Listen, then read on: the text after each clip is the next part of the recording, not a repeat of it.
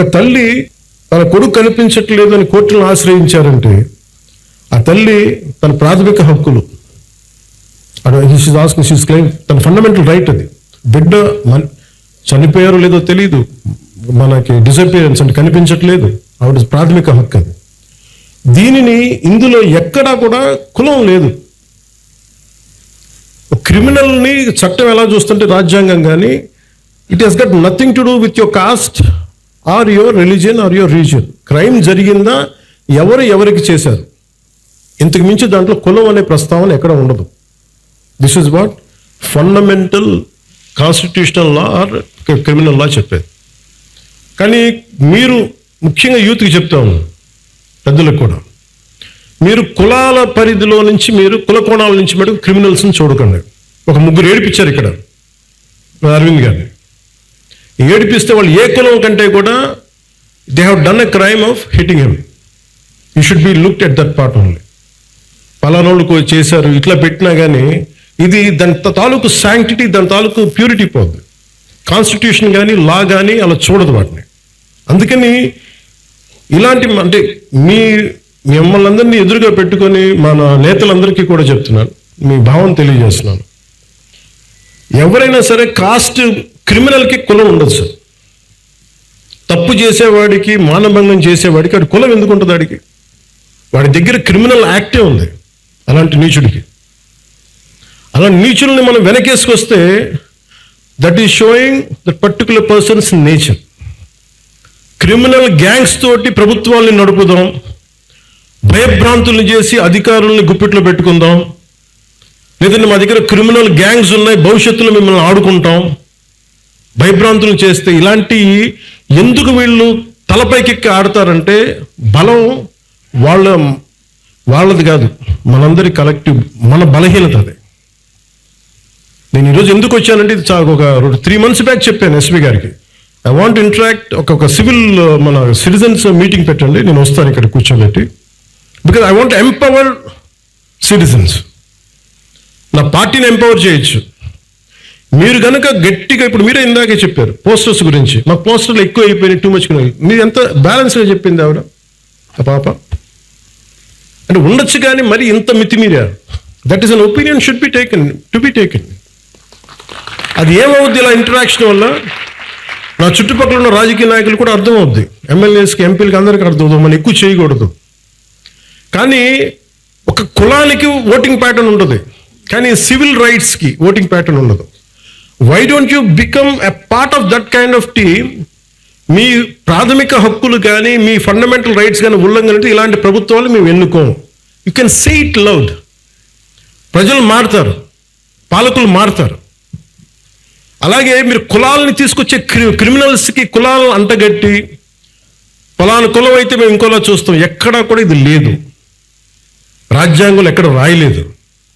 ఇలాంటి క్రిమినల్స్ని వెనకేసుకొచ్చే రాజకీయ నాయకులు ఎవరైనా సరే మీరు ఆమడ దూరంలో పెట్టాల్సిందే, లేదు మీ భవిష్యత్తుకి భంగం కలుగుతుంది. ఈరోజు వాళ్ళు అధికారంలో లేకపోయినా still they are creating such belief that rowdyism will rule, criminality will rule. నేను మీకు ఇదే చెప్తున్నాను, ఈ గుండాలందరూ కూడా తొక్కి నార తీస్తాను, ఒక్కొక్కడికి చెప్తున్నాను. ఎందుకంటే నేను చాలా కాలం సహనం పెట్టాను, 2 సంవత్సరాలు మీ గురించి ఎప్పుడు మాట్లాడినా. మీరు రౌడీలాగా అవాకులు చవాకులు పేలితే మీకు చెప్తున్నా, మీకు నేను చాలా శాంతంగా ఉన్నా, మంచిగా ఉన్నా. మిమ్మల్ని ఒక మాట మాట్లాడను. మీరు రోడ్ల మీదకి వచ్చి సగటు మనుషులను ఇబ్బందులు పెట్టినా, ఇలాంటి రౌడీ మొక్కలు ఎవడైనా సరే, ఈరోజు కాకినాడ ఈ టౌన్ హాల్ సాక్షిగా చెప్తున్నా, మాకు భవిష్యత్తులో ఇలాంటి పార్టీ ఒకటి ఉంటుంది. మాకు చిన్న వయసులో మేము పొడి చేసినా మమ్మల్ని రక్షించే మాకు ఒక వ్యక్తి ఉన్నాడు అని మీరు ఎవరైనా అనుకుంటే మిమ్మల్ని వాళ్ళు ఎవరూ రక్షించలేరు.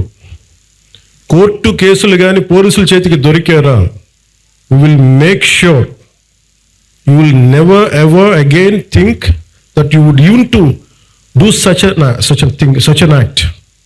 మీరు ఆలోచించడానికి కూడా భయపడాలి.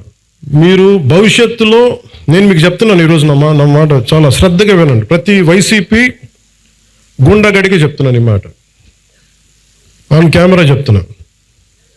ప్రతి వైసీపీ గుండాకే చెప్తున్నాను, మీరు కనుక మా ఇష్టారాజ్యంగా చేస్తాం, భవిష్యత్తులో మేము వస్తాం, మా ప్రభుత్వం వస్తే నేను చెప్తున్నాను. For example, for an argument sake, మీ ప్రభుత్వమే వచ్చింది అనుకుందాం, తొక్కి నారా తీస్తాను మీకు చెప్తాను. గుర్తుపెట్టు, ప్రభుత్వాలు రావడాలు పోవడాలు ప్రజల చేతుల్లో నిర్ణయం ఉంటుంది తప్ప వచ్చినప్పుడు భయపడిపోయి, ఇప్పుడు మీకు చెప్తున్నా కదా 3 సంవత్సరాలు ఉంది, 3 సంవత్సరాల్లో మీకు స్ట్రింజెంట్ యాక్షన్ నేను చూపిస్తాను. మీకు గుర్తుపెట్టుకోండి, మీరు మాట్లాడండి. నేను ఇప్పుడు దాకా మాట్లాడలా, లా అండ్ ఆర్డర్ నాది కాదు అని చెప్పి కాము కూర్చున్నా. నా అభిప్రాయాలు కూడా సీఎం గారికి నేను చెప్పను, డైరెక్ట్గా నా అభిప్రాయాలు నేను ప్రజలతోనే చెప్తాను, నేను సీఎం గారికి కూడా చెప్పను. ఇంకా మా నాయకులు కూడా నాకు చెప్తే వీళ్ళు ఎంత మొహాటసులో నాకు తెలియదు, ఎంత చెప్తారో నాకు తెలియదు.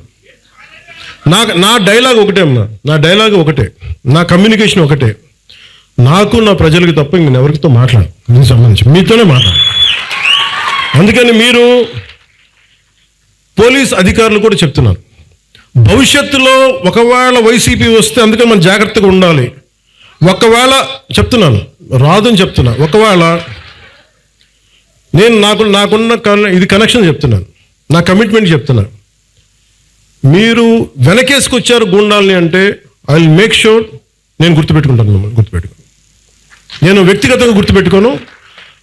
నేను ఎస్పీ గారిని, ప్రీవియస్ కలెక్టర్ గారిని కూడా అడగండి, not even once I have call them, అలా అంది చెయ్యండి చెయ్యొద్దు ఏం చెప్పలా, do the duty what is needful there, అంతకుమించి ఒక్క మాట చెప్పలా.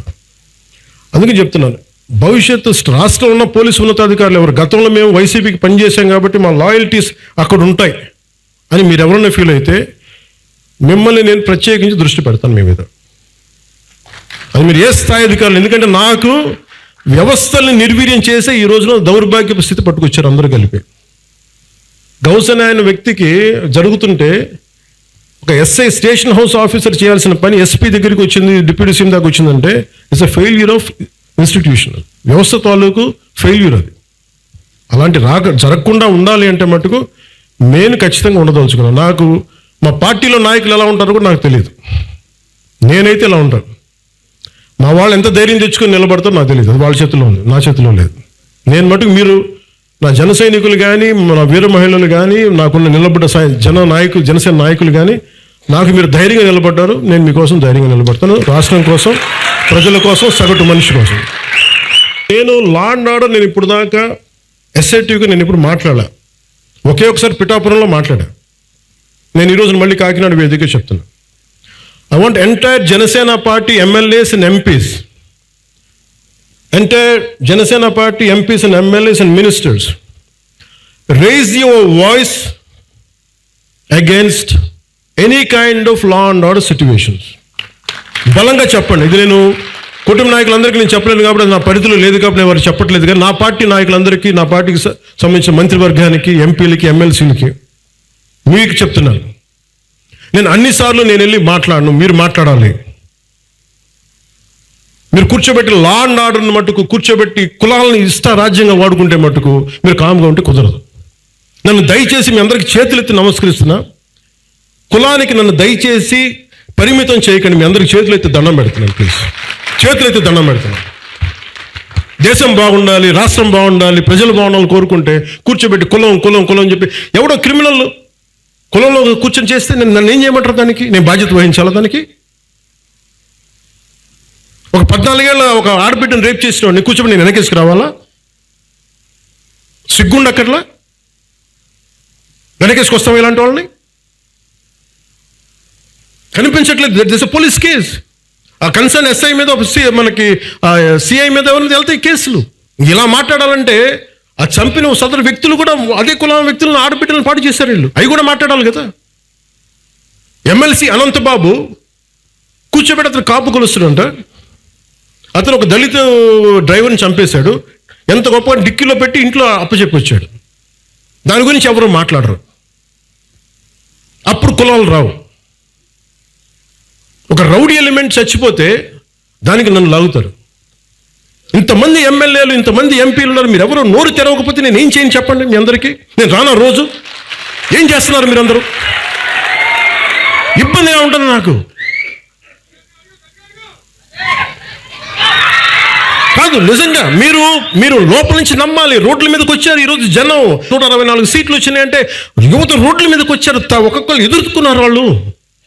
మీకు పౌరుషం లేకపోతే ఎట్లా?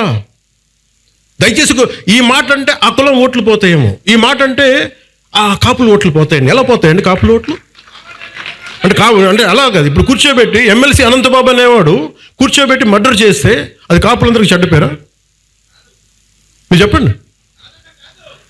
మరి ఇలా కూర్చోబెట్టి ప్రతిదానికినా అర్థం పడతాం లేకుండా కులం పట్టుకొస్తాడా? ఈ ఆంధ్రప్రదేశ్ కులం దరిద్రం వదిలితే తప్ప ఆంధ్రప్రదేశ్ బాగుపడదు. ఎంతకాలం పిల్లలు ఇక్కడ ఏమడుగుతున్నారు? భవిష్యత్తు అడుగుతున్నారు. మాకు ఉద్యోగాలు కావాలి, ఉపాధి అవకాశాలు కావాలంటే అవన్నీ ఆలోచించడం వదిలేశారు. ఆ కులం ఓట్లు, ఆ కులం ఎందుకు ఓట్లు పోతాయి? ఏ కులపు ఓట్లను ఎందుకు పోతాయి? మీరు సవ్యంగా పనిచేస్తే మనందరం ఓట్లు ఎందుకు పోతాయి? లా అండ్ ఆర్డర్ని కాపాడితే ఓట్లు పోతాయా? ఇదే చెప్పండి. మీరు మీ గొంతు తెలియాలి వీళ్ళకి.